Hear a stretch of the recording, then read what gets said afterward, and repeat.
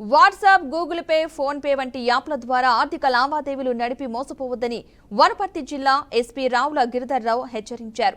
ముద్ర, విశ్వకర్మ, ధ్వని నకిలీ యాప్ల ద్వారా నమ్మించి 20 లక్షలు కాజేసిన 8 మంది సభ్యులు ముఠానైతే అరెస్ట్ చేశామన్నారు.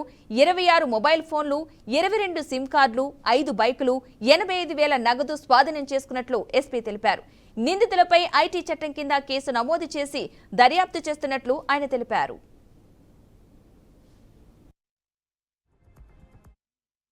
ఫేక్ యాప్ల ద్వారా 20 లక్షల డబ్బులు కాజేసిన సైబర్ నేరస్తుల ముఠా పట్టుకోవడం జరిగింది. ఇందులో వీరి దగ్గర నుండి 26 మొబైల్ ఫోన్లు, వాటిలో వాడిన 22 సిమ్ కార్డులు, మరియు వీరు వినియోగించిన 5 మోటార్ సైకిళ్లు, నగదు 85,000, మొత్తం విలువ దాదాపు 10 లక్షల రూపాయల విలువైన వస్తువులు మరియు నగదు జప్తు చేయడం జరిగింది. వీరు 6 ప్రజలను మభ్యపెట్టి మోసం చేసి వీళ్ళు పబ్బం గడుపుకుంటున్నారు.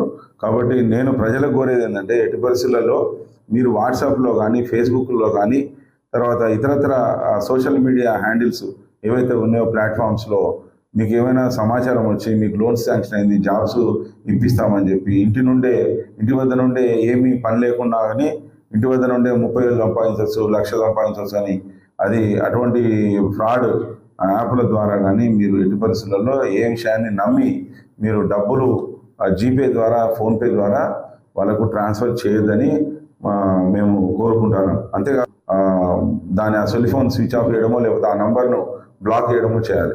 లేకపోతే ఫెడెక్స్ మోసాలని కూడా జరుగుతున్నాయి ఈ మధ్య. ఏంటంటే మీరు కొరియర్ చేశారు, కొరియర్లో మాదక ద్రవ్యాలు ఉన్నాయి కాబట్టి మీ మీద నార్కోటిక్స్ బ్యూరో ఢిల్లీ కానీ, ముంబై కానీ ప్రాంతంలో కేసు నమోదైంది.